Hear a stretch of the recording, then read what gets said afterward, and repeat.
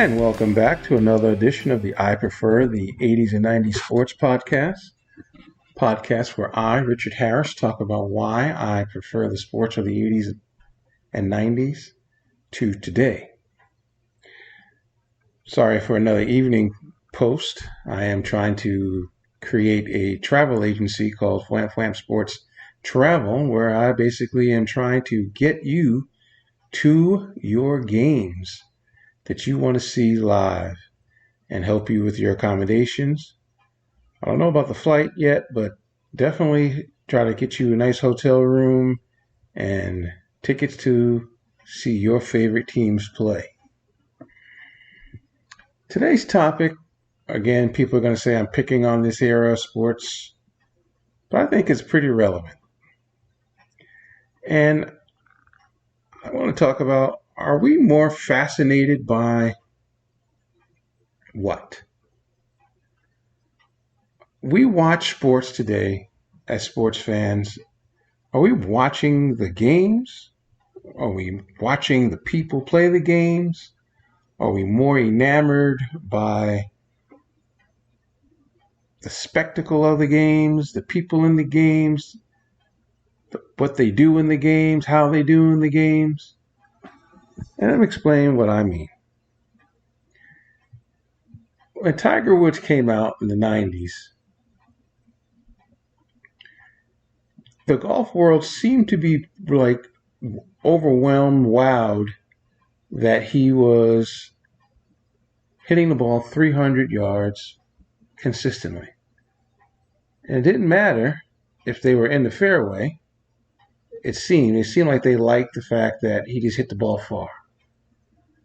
And yes, he started to win, but it just seemed to be like that was the thing, that he hit the ball real far.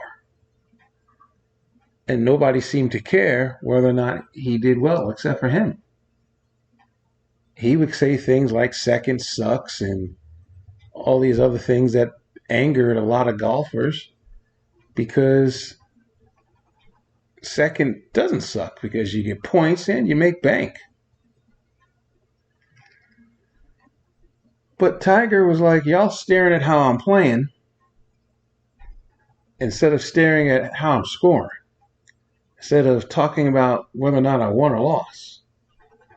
And that became his mentality throughout his whole career. He didn't care if he hit the ball far. He didn't care if he did something that few people could do. He just wanted to win. And I think that's my problem with sports today, in that I watch it and I look at things and I say, I don't care if Victor Wembanyama is 7'5", because I saw a 7'6", a 7'7" guy play in the NBA, and so it doesn't impress me that he does the things that he does. Manute Bol shot 3-point shots and it was ugly, but he shot them. Yao Ming was 7'6". Yao Ming couldn't move as well as Victor could. I keep bringing up Ralph Sampson. Ralph Sampson was Victor of the 80s. But Ralph Sampson got hurt. Ralph Sampson got caught up. And that was it. And we're hoping and praying that Victor doesn't get hurt. We hope that Victor plays a 20-year career or more, since he's a baby, since he's only 19, and has a lot of success. But I watch and I say, are we more impressed that he's 7'5" than whether or not he can really play? Because I've seen him play against teams that play defense, and he looks scared. But I see him play against teams that don't play defense, and he's unstoppable. And then some people will say, well, he's unstoppable because he's, big. But the two wins against Phoenix, they didn't look like they wanted to challenge him. I'm watching him play against the Kings right now, and the Kings don't want to challenge him. JaVale McGee's the only center that the Kings really have. Sabonis is not a center. He's a power forward.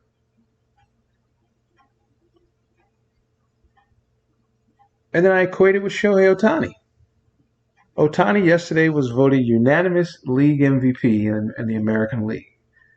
And I say to myself, how can he be a unanimous league MVP? And everyone always says because he pitches and he hits.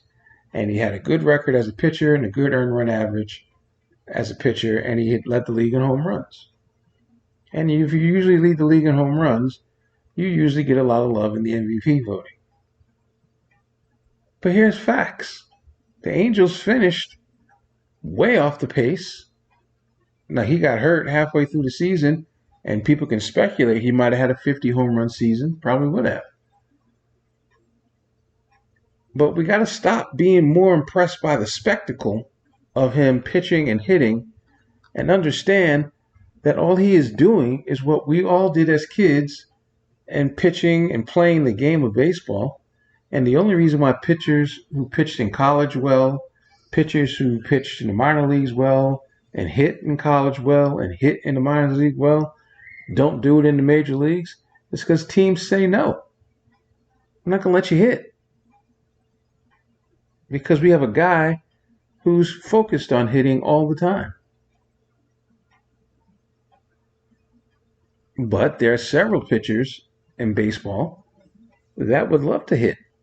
Zach Greinke loves to hit. Madison Bumgarner loved to hit. Clayton Kershaw loved to hit. Jacob deGrom, that's how deGrom got hurt. Swinging a bat. And so people can hit and pitch. They just were told they can't do it. Ohtani pitches and hits. And I think more of the wow factor for him is more race related in the fact that he is Asian. Because we've had Asian players come to America and play baseball. And for the most part, the attitude about Asian baseball is that it's our AAA. And it's not our AAA. Japan has won the last 2 World Baseball Classics. They can pitch. They can hit. And we got to get out of that mentality that they can't compete with us. They can compete with us, and they are as good, if not better, than a lot of us. I mean, I think that the funniest story of all, and I wish I knew every word of it, but is the whole Ichiro situation with Lou Piniella. Lou Piniella was like, this guy comes highly touted. Everyone's like, this guy comes highly touted. He's going to be this, that, and the other thing. And he wasn't doing anything in spring training. And then all of a sudden the regular season starts, and he makes that unbelievable throw from right field, and he's getting 3 hits a night, and he's stealing bases, and he's hitting ground balls to shortstop and beating it out. And Lou Piniella's like, uh-oh. We don't need Ken Griffey Jr. no more. We got Ichiro.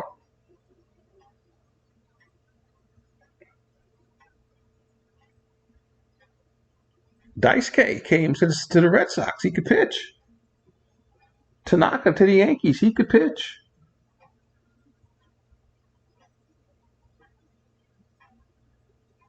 And I find it hilarious when I watch Angels games and I listen to the Angels announcers talk about Ohtani, and they look at the crowd and they're trying to teach us some kind of Japanese culture or whatever.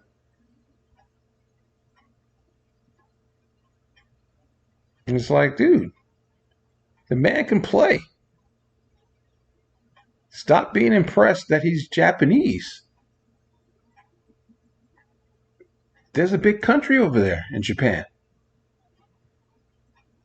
And I look at this whole Victor thing and I'm like,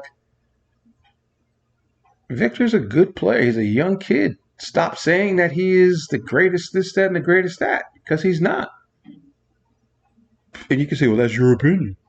No. I'm watching the games as everyone else is. They did a thing today on him about his inconsistencies. He's going to be inconsistent all season long. So why can't I have an opinion that we are more, not we, but it seems as if I listen to the announcers talk, they're more impressed that he's tall. There are tall people in the world.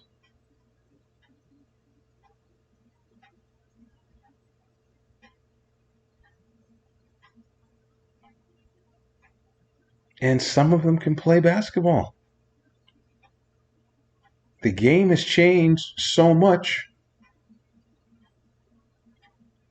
that it's a spectacle if you are tall. It's like an attribute. It's like something to be impressed with.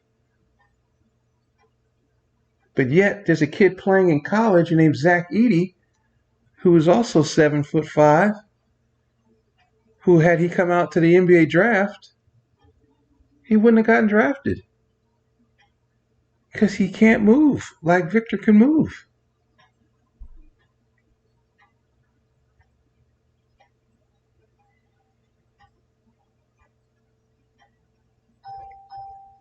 I mean, I look at Shaq, and Shaq came into the NBA. Shaq was a big man, 7'1", like almost 300 pounds, 280, 90 pounds, and could move. But we didn't see that. In college, we didn't see he could move because in college, they kept beating him up. In college, they called charges. In college, the things that he got away with in the NBA, you don't get away with in college.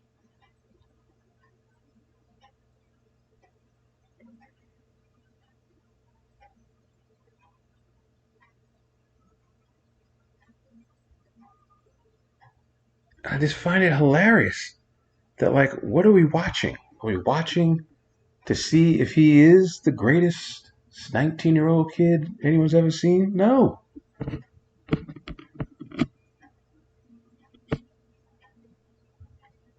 Is he the greatest 7'4" guy I've ever seen play basketball? No. I saw Ralph Sampson play when Ralph Sampson didn't have knee problems.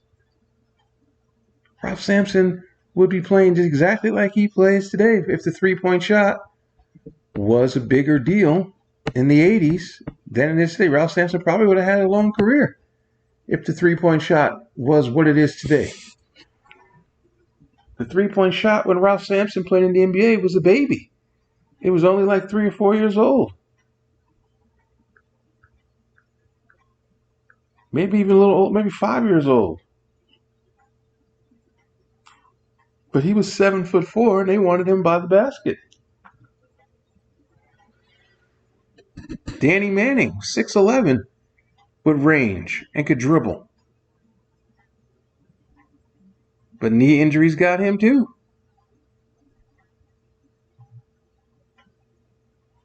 And I find it fascinating because I think about the athletes of the 80s and 90s who developed into being the greatest names in the history of our sports.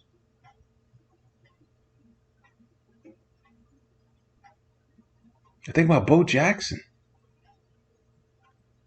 That guy was a specimen. I think of Barry Sanders. He was 5'8", 5'7", legs ginormous.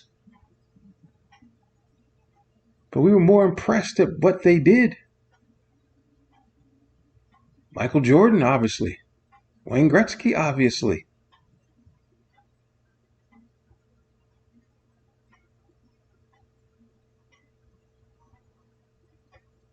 Tiger Woods, obviously.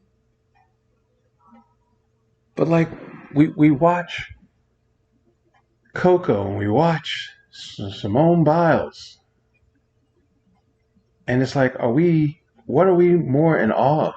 We're in awe of Simone Biles because what she does is never been done before.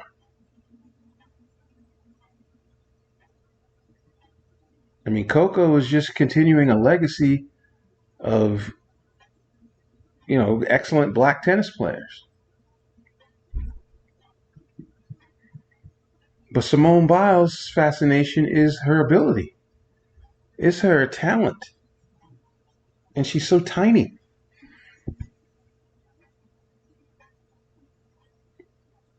And we have seen gymnasts be great. We just haven't seen a gymnast be that great. And that's why she gets the love that she gets as being called a GOAT.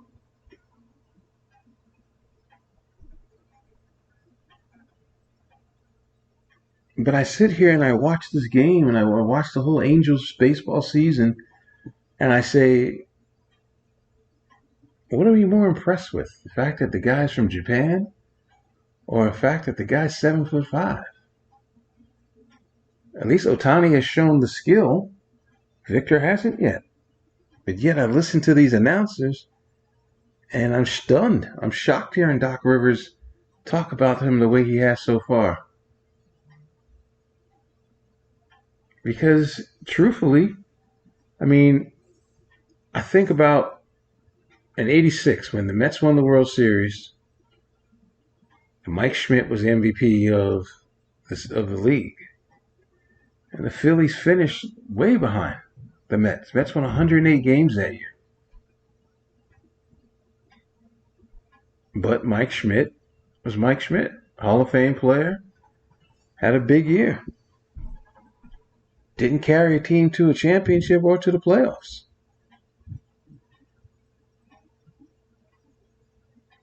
So why is he an MVP? Over Gary Carter, over, I don't know, Keith Hernandez, over Dwight Gooden. Somebody from the Mets should have won it that year. Or the year that the Mets lost to the Dodgers in the NLCS, but Kirk Gibson was the MVP of the National League because what he did during that season was more leadership. But Darryl Strawberry hit 39 home runs and drove in 100 runs. That's a walk. I'm watching the game. That looked like a blatant walk, but they called a foul on somebody on the Spurs. And so sometimes I don't understand what it is, what y'all are looking at, and what y'all are seeing, and why I don't see the same thing.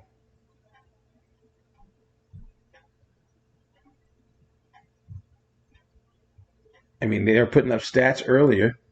They put up a stat saying that Victor is the top scorer one of the top scorers in the fourth quarter in the league. I'm like, dude, they're down by like 20 points every game, and they got to come from behind.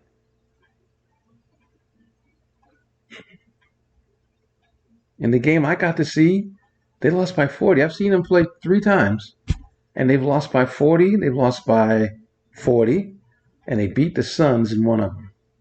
And I'm watching them now. This is my 4th time watching.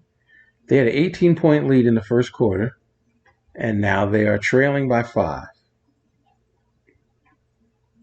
If they lose the game, they're going to talk about how he scored over 20 points, not the fact that they won or lost. And that's what I don't like about sports today. It's wins and losses are secondary. Wins and losses don't mean a thing. Nobody cares if you win. Nobody cares if you lose. It's how you play. And I think that's backwards.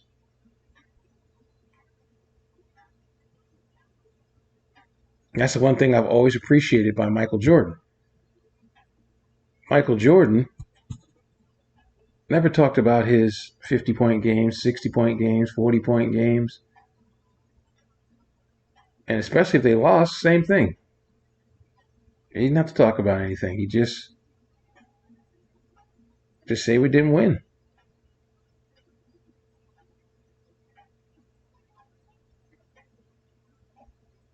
LeBron had a triple-double the other day. They lost by 15.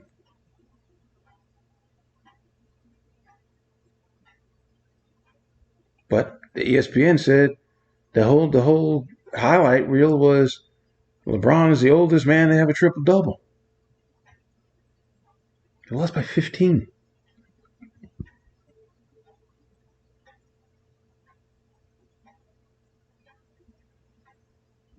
That gets me.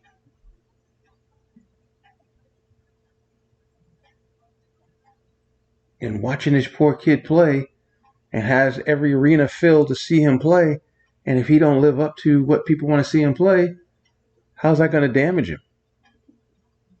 That's all I'm saying. And that's all I'm wondering. Are we more enamored by the spectacle of this kid or whether or not he can really play? And personally, I think that people are more enamored by the fact that he's 7'5", he's handsome, he's from France.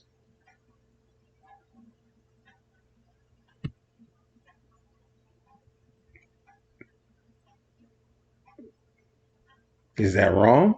No. I just wish that people would just be honest about it and say that's the reason why they're watching. Never seen it before. I've seen it before. Other people haven't. But when Manute Bol played, or George Mirasan played, or whoever played that was 7'6", 7'7", Boban plays.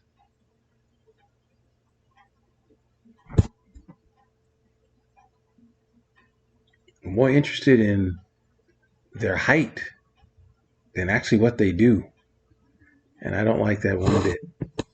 And I hope that changes. I hope it becomes the story that how well he plays leads to victories, as opposed to just his stat line or his height line. Because that other stuff is boring. At least that is to me.